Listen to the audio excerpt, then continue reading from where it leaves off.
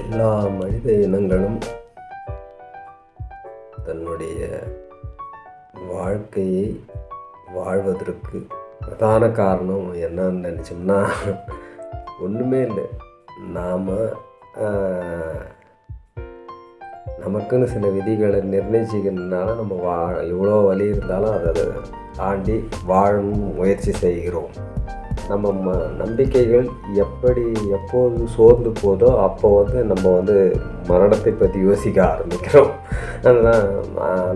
ஆனாலும் என்னதான் இருந்தாலும் அந்த தற்கொலைங்கிற ஒரு சனத்தை தாண்டிட்டா ஒரு மனுஷன் எப்படியாவது இழுத்து பிடிச்சி வாழ்ந்துடுறான்றது தான் நிதர்சனமான உண்மை. இங்கு எத்தனையோ தற்கொலைகளை தாண்டி வாழ்ந்து முப்புகளை அடைந்து அடைஞ்ச மனுஷங்க சாகிறதுக்கு ரொம்ப கஷ்டமாக இருக்குது. இவ்வளோ சம்பாதிச்சுட்டு இன்னும் கொஞ்ச நாள் இருந்துட்டு போகலாம் 96 வயசு வரைக்கும் வாழ்ந்த கலைஞர் ஐயா, அதையும் தாண்டி வாழ்ந்த அன்பழகன், அவங்களாம் நமக்கு சொன்ன விஷயங்கள் வாழ்க்கையின் நீளத்தை அளந்தவர்கள் அவர்களாக நினைக்கிறேன்.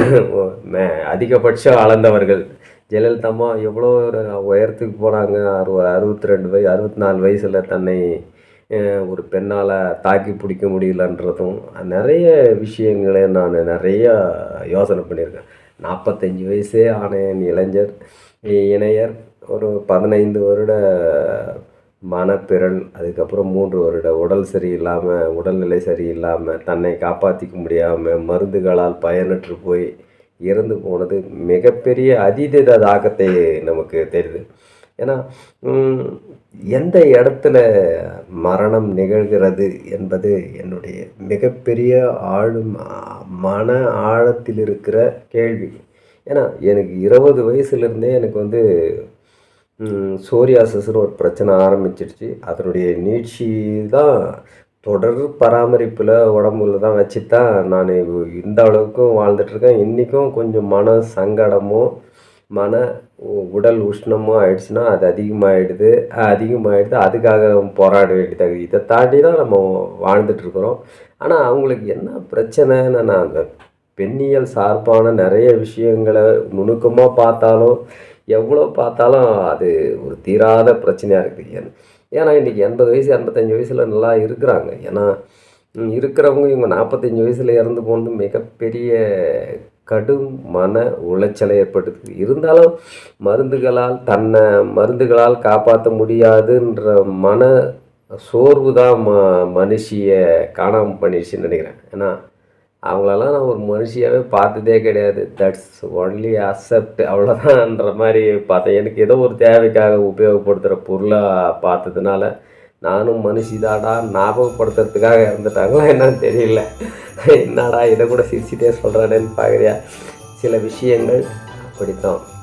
இந்த சமூகத்தை பண்படுத்த என் வார்த்தைகள் இருக்கணுன்றதுக்காக தான் அவங்கள சோகப்படுத்துறதோ அவங்கள நிறையா இது பண்ண, ஆனால் யோசிக்க வைக்கணுன்றது என்ன மனித வளத்தின் முக்கிய மூலக்கூறு. மனித வழிகளை தாண்டி வாழ மனித இனத்தை பழக்கப்படுத்துவதற்காகத்தான் என்னுடைய ஆஸ்வினஸ்னு ஒரு ப்ராஜெக்டு. அதுக்காக தான். அதை தாண்டி ஏன்னா என்னை புரிஞ்சிக்கிட்டு இருக்கிற ஒரு சனத்தில் நம்ம வாழ்ந்திருக்கலாம்.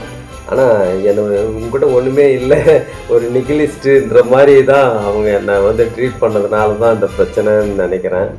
இருந்தாலும் நமக்கு இருக்கிற பொருளாதார தேவை, அதை தாண்டியான சட்டங்கள், அதுக்கப்புறம் நிர்வாகத்தில் ஏற்படுற தன்மான கீறல்கள் எல்லாத்தையும் வீட்டுக்குள்ளே கொட்டி அவங்கள சாகடிச்சுக்கணும்னு ஒரு மன உறுத்தல் இருக்குது.